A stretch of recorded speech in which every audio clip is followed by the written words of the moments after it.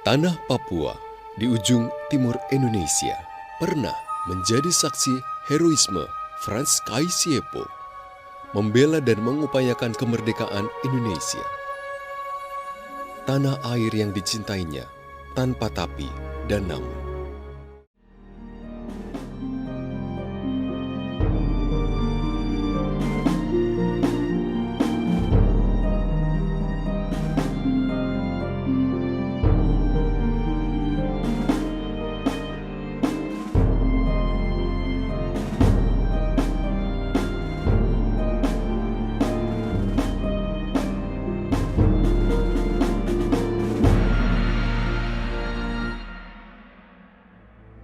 Frans Kaisiepo lahir di Biak pada 10 Oktober 1921 dari pasangan Albert Kaisiepo dan Albertina Maker.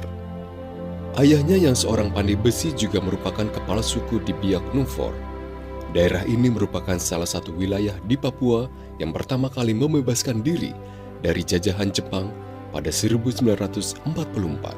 Frans Kaisiepo dibesarkan dengan pendidikan kolonial. Ia pernah menjalani sekolah guru agama Kristen di Manokwari. Pada 1945, ia menuntut ilmu di kota Nika, Hollandia, yang kini bernama Kampung Harapan, tak jauh dari Jayapura. Tempat kursusnya bernama Papua Bester School, Sekolah Pegawai Papua. Di sekolah itulah Frans pertama kali bertemu gurunya, Sugoro Atmo Prasojo, yang mengenalkan pada nilai-nilai nasionalisme. Frans jatuh cinta pada nasionalisme yang diajarkan gurunya itu. Ia bahkan menggagaskan pemakaian nama Irian. Assalamualaikum warahmatullahi wabarakatuh. Shalom, Om Swastiastu, Namo Buddhaya, salam kebajikan. Kami kelompok 3 Grup Putih menjadikan Bapak Frans Kaisiepo sebagai role model penerapan nilai-nilai berakhlak. Berikut merupakan penerapan setiap nilai yang dilakukan oleh Bapak Frans Kaisiepo.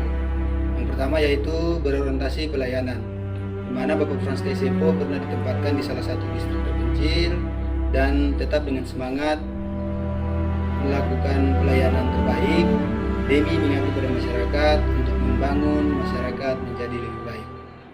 Dari sisi akuntabel, beliau pernah menjabat sebagai Gubernur Irian Barat yang keempat, dan di sini beliau bekerja dengan sangat bertanggung jawab dan beliau bekerja dengan integritas yang tinggi untuk membangun masyarakat di Irian. Kemudian beliau juga pernah masuk penjara. Setelah keluar dari penjara, beliau mendirikan satu partai, yaitu Irian Sebagian dari Indonesia.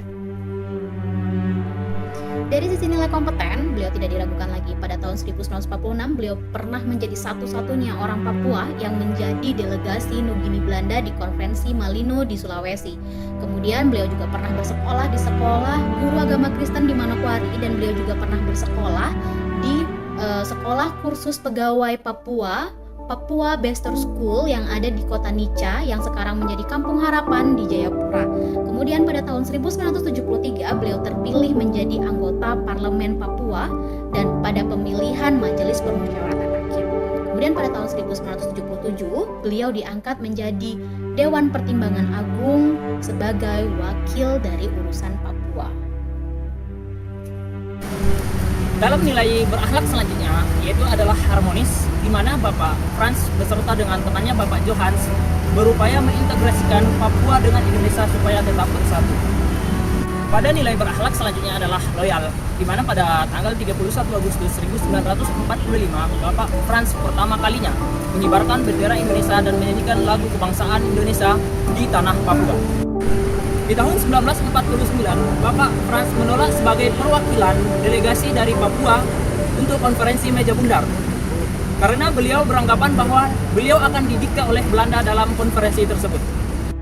Dalam menerapkan nilai adaptif, Bapak Frans menggunakan berbagai media di tahun 1940-an untuk mengetahui dan menyebarluaskan informasi kemerdekaan Indonesia. Sedangkan untuk menerapkan nilai kolaboratif, Bapak Frans melibatkan banyak pihak dalam menyebarkan informasi kemerdekaan Indonesia di tanah Papua. Demikian penerapan nilai yang bisa kita pelajari dan teladani dari Bapak Frans Kaisiepo. Semoga kita menjadi ASN yang bisa menerapkan setiap nilai berakhlak dalam melayani publik, menjalankan kebijakan publik, dan menjadi pemersatu bangsa. Kami ASN, kami bangga melayani bangsa.